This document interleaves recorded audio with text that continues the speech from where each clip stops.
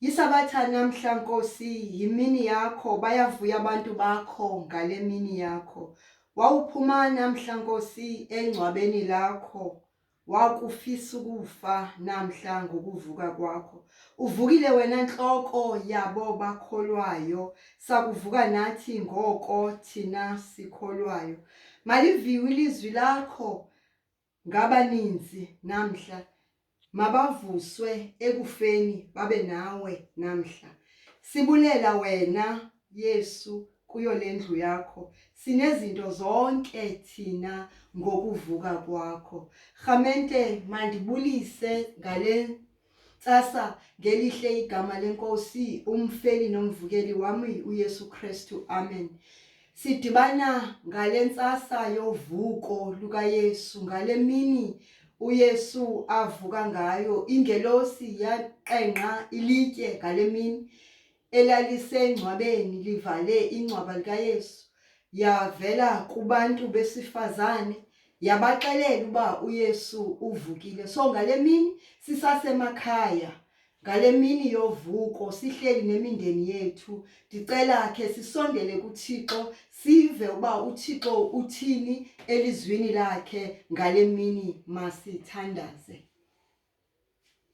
Thixo namandla, Baba wenkosi yethu uYesu Kristu, mdali wezulu nomhlaba, Baba oyingcwele, sisondela phambi kobuso bakho ekseni nje Thixo olungileyo, sibabaza sibonga ubukhulu bakho, uNkulunkulu othembekile. Sibonga Nkosi ukuthembeka kwakho ezimpilweni zethu. Thixo namandla, usigcinile Nkosi ebudeni bale Pasika, iPasika enomahluko Thixo oyingcwele. Kodwa Nkosi sibonga Nkosi ukumane sithola ukuvuseleka Thixo olungileyo, silizwe ilizwi lakho. Moya olungile kaThixo, siyakumema Thixo namandla, masihlangene nemindeni yethu Thixo olungileyo, siyayisondeza phambi kobuso bakho uNkulunkulu othembekile. Sisondeza Nkosi nelizwe lethu esiphila kulo Thixo namandla, sisondeza Nkosi nalomhlaba esiphila kuwo Thixo oyingcwele. Bona Nkosi lizwe esiphila kulo uNkulunkulu ongcwele, uguide Nkosi abaholi belizwe lethu Thixo olungileyo. Sibazisa kuwe langa lokulunga, uwena wedwa Thixo olungileyo onamandla okwenza izinto ziqale kabusha Thixo olungileyo. Siyabonga ke uNkulunkulu othembekile, sibonga Nkosi ukuphinde silibone nalolu suku Thixo olungileyo. Sisabalwa Thixo olungileyo nalabo Nkosi abasaphilayo. Bakhona ke Nkosi abalahlekelwe izihlobo zabo Thixo olungileyo, abanye Nkosi zilahleke ngenxa yesifo esiwubhubhane ezweni ngalesi sikhathi Thixo olungileyo. Sisondela kuwe uNkulunkulu ongcwele, ilizwe lethu Nkosi lidalwe nguwe moya ongcwele kaThixo. Siyakucela uNkulunkulu onamandla ukuba Nkosi uzibonakalise ubukhulu bakho uNkulunkulu ongcwele. Nalesi sifo Nkosi iCovid-19 Thixo olungileyo, sicela usinqobele uNkulunkulu onamandla, ngoba wena Nkosi umdali wezulu nomhlaba. Thatha lonke udumo nabo bonke ubukhosi bungobakho, ngalo wafayo wavuka nguKristu inkosi yethu, amen. Masisifumane isifundo sethu khamente sibhaliwe kwincwadi yomvangeli uMateyu isahluko 28, sizofunda siqale kuverse 1 siphele kuverse 10. Ngale recording, for the sake of le recording, ngizocela sifunde. Zawufunda ndiqale kuverse 5 ndiphele kuverse 7. Fundeka ngolu hlobo. Saphendula ke isithunywa sathi kubafazi abo, musani koyika kuba ndiyazi kuba nifuna uYesu lowo obebethelwe emnqamlezweni. Akakho apha kuba uvukile njengoko watshoyo. Yizani nibone indawo apho ibilele khona iNkosi. Yiyani ngokukhawuleza nibaxelele abafundi bakhe ukuthi uvukile kwelabafileyo. Niyabona uyanandulela ukuya kwelaseGalili. Nombona khona apho, yabonani ndinixelele. Eli lilizwi lenkosi. Thixo makasikelele ukufunda kwelizwi lakhe ngoku kude kube ngunaphakade, amen. Khamente ngicela ke ngale ntsasa yovuko sibeke umunwe pha kuverse 7. Kuverse 7 iphathi yesithathu, uvukile kwabafileyo. Kulo sibeke umgca kulo ndawo. Uvuko lukaYesu lwenzeka ngemva kwesiganeko sokungcwatshwa kwakhe naphakathi kwesiganeko sokunyuka kwakhe. Omama baya engcwabeni, bafike ilitshe liqingqiwe. Xa babone ingelosi baxelele uba akekho apho uYesu, uvukile, uyanandulela ukuya kwelaseGalile. Now uvuko isehlo esenziwa noma it's a Trinitarian act eyenziwa nguThixo bawo evusa uYesu unyana ngomoya oyingcwele.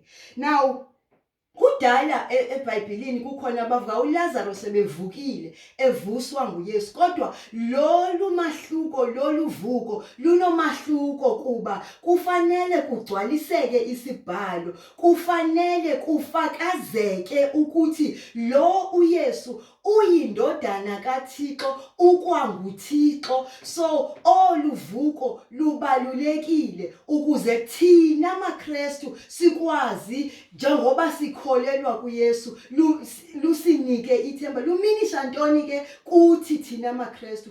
Uvuko lukaYesu kuthina lusinika ithemba lesiqalo esisha, lusinika ithemba lobomi obuqhubekayo. Yintoni ke ithemba? Ithemba kukubambelela entweni with an expectation. An expectation ilento ezakwenzeka, something that will be fulfilled. Silinde into. So kweli lixa lovuka kaYesu, uYesu usinika ithemba njengabantu abakholwayo, ithemba lobomo obutsha. Yintoni ubomo obutsha? Ubomo obutsha sisiqalo esisha ebuKristwini bethu, because xa sikholwa kuYesu, umsebenzi wethu njengoba esho ingelosi ithuma omama ukuthi yani ke nobaxelela, towards the end of the chapter uYesu unika abafundi bakhe ukuthi hambani ke nixelele abanye abantu, nibenze abadisipile. So nathi ngamaKristu, ngobuKristu bethu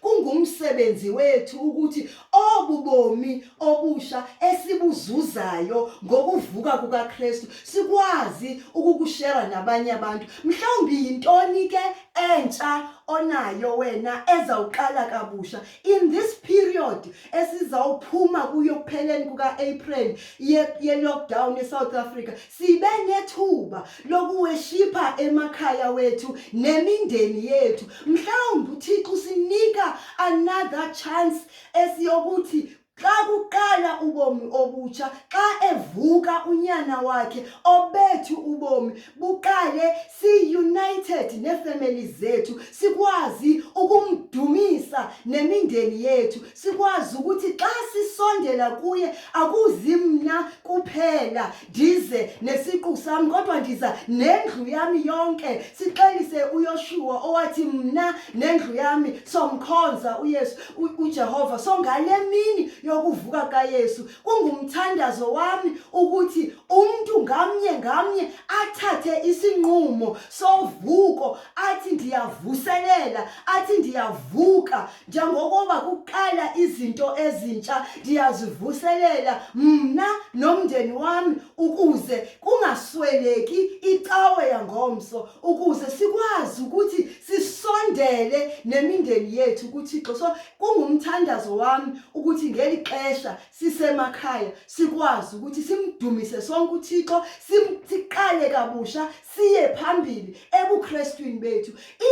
Ithemba elinye sinika lona lelo vuko kuba yena Yesu lo esikholelwa kuye ukunqobile ukufa, which means nathi thina bakholwayo sovuka kuba yena uvukile, yena nhloko yabakholwayo. Nathi ke thina maKristu sovuka kwethu ke singamaKristu masiphume siyoxelela abo abangakamazi uKristu siyobavuselela sibanike indaba ezintsha zovuko sibaxelele uba uvukile uYesu uvuka nethemba lokuthi mhla nathi kwafika kwethu kufa sovuka kuba yena ukunqobile ukufa nangeli xesha ke xa sihlele emakhaya uThixo makasigcine uThixo someleze uThixo sipha amandla uThixo akhanyisa ubuso bakhe ezimpilweni zethu nemindeni yethu ngoku sisahlele emakhaya